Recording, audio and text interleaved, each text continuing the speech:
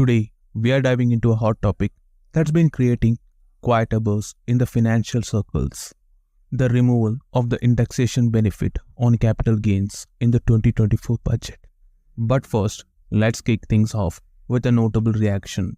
During the ongoing budget session, Rahulgandhi, the leader of the opposition in the Lok Sabha, strongly criticized the Narendra Modi-led BJP government.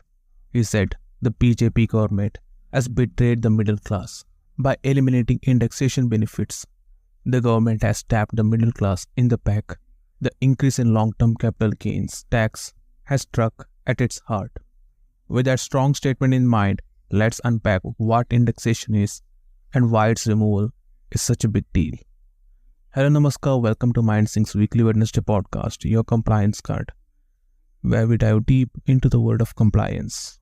As Wednesday arrives, so do we.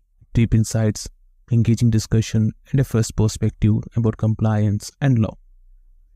First, let's clarify what indexation is.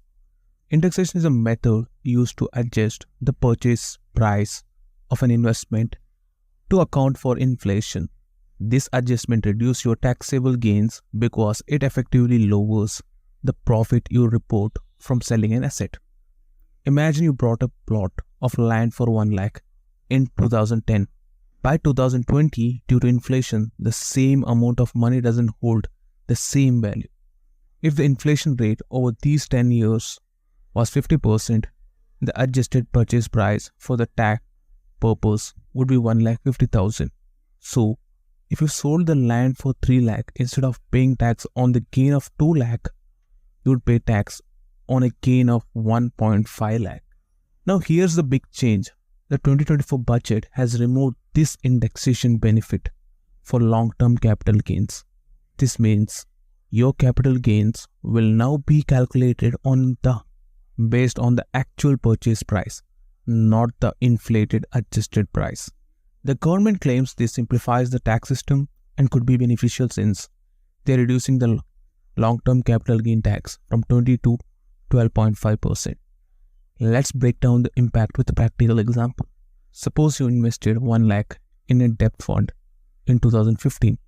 With indexation, if the inflation rate over these years was 40%, the adjusted purchase price would be 1,40,000. If you sold this investment in 2023 for 2 lakh, your taxable gain would be 60,000 at a 20% tax rate. You owe 12,000 in taxes. Without indexation, your taxable gain would be 1 lakh. However, with the new 12.5% tax rate, you would owe 12,500 in taxes. On the surface, it looks like a small difference, but over large investments and longer periods, the removal of indexation can significantly increase your tax liability.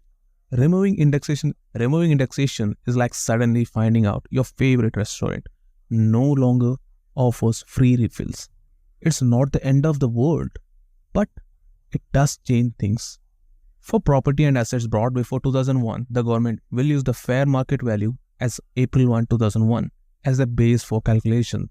This could protect ancestral properties from super high taxes. However, for more recent investments, the lack of indexation could mean higher taxable gains and a bigger tax bill. Many investors are worried about this change. The residential real estate sector in particular fears the higher tax could reduce the profitability of selling properties held for a long time. Some analysts suggest this might lead to more short-term holdings, potentially increasing market volatility. The government argues that the new regime is beneficial in most cases. They claim that the real estate returns are usually much higher than inflation. So even without indexation, the new tax rate could be favorable for most. However, the removal of the indexation benefit has not been without controversy. Critics urge that this change, effective from July 23, 2024, could severely impact the real estate market and other long-term investments. They are concerned that the higher taxes could reduce profitability, especially for long-term holdings.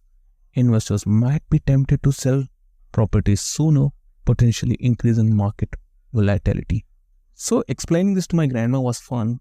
I told her Grandma, the government changed the tax rules and removed the indexation benefit to make it simpler. She replied, "Oh great, they have made it easier to pay more taxes." Thanks for tuning into Mindsinks podcast. If you found this episode informative, don't forget to subscribe for more updates on the world of compliance and advisory services. Until next time, stay compliant, stay informed.